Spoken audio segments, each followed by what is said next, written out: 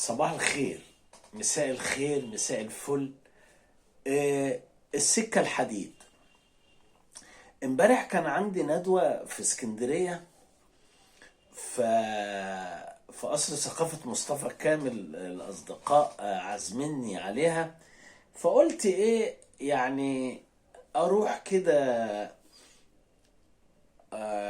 في ديزل اتنين، وبعدين يعني قول هاخد 4 ساعات، يعني أوصل 6، يعني أشرب كوباية شاي ولا أشرب مية قبل الندوة.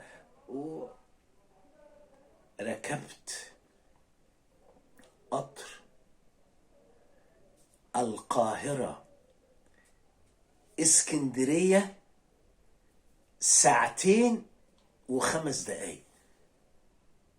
الله، في ايه يا مصر؟ طب ما انت لما بتبقي عايزة تبقي حلوة بتبقي حلوة.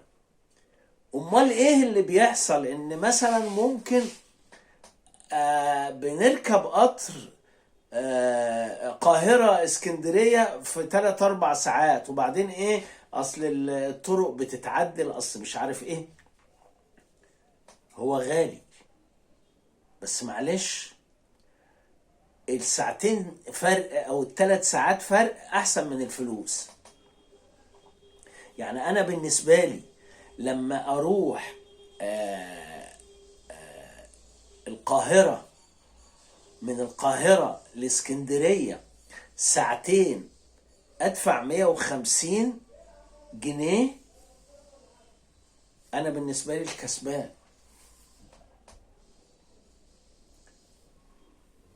طب انت بقى بتتكلم عن نفسك، انت بقى حدق وعامل نفسك بقى ان انت غني ولا غني ولا زفت، بس انا بتكلم على ان في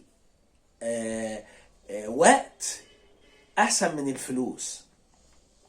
يعني انا كنت عايز اروح اخلص الندوة، اخلصها مثلا 10، ارجع مثلا تاني في الديزل بتاع 10 ده اللي هو بيطلع على الصعيد وكده. برضو نفس الحكاية،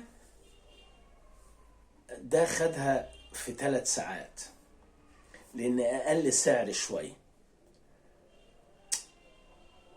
طب ايه الميكانيزم بتاع السكة الحديد؟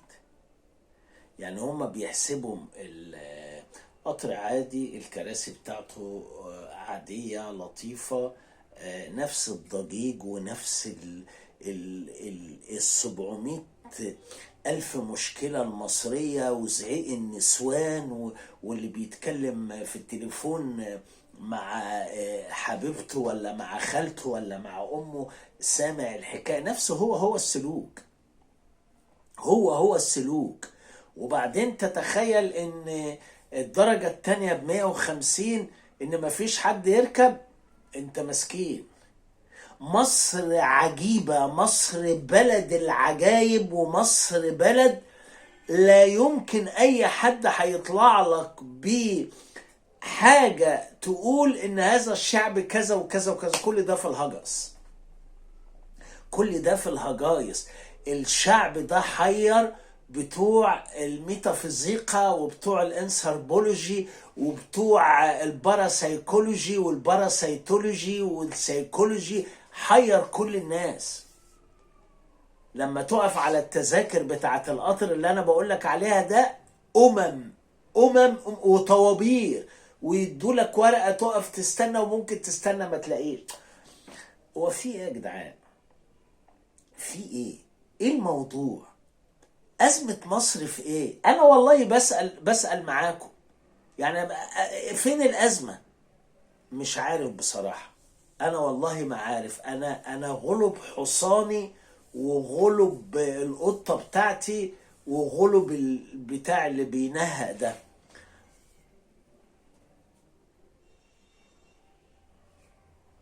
تذكرة. انا لما كنت بروح اسكندرية من القاهرة وادفع مثلا 8 جنيه، كنت بحس ان انا 150، ومع ذلك كله بيحجز وكله، والقطر بياخد ساعتين. طب ليه ما بتعملوش كده على طول؟ عايز اعرف ليه ما بيبقاش الاداء ده في القطر ابو اقل واقل واقل؟ ليه؟ ايه السبب يعني؟ ايه السبب؟ وفي على كل عربية جندي عسكري واقف خدمات معاونة بيعرف يتكلم كويس، بيعرف يحكي كويس، وبيعرف. حيرتينا، حيرتينا يا مصر. ومع ذلك الحمد لله على نعمة مصر. نسيت السؤال. ليه التفاوت والتباين ده؟ لو حد عنده إجابة يا ريت ينورني وينوبوا ثواب، وإن شاء الله نروح سوا اسكندرية في القطر اللي بياخد ساعتين ده.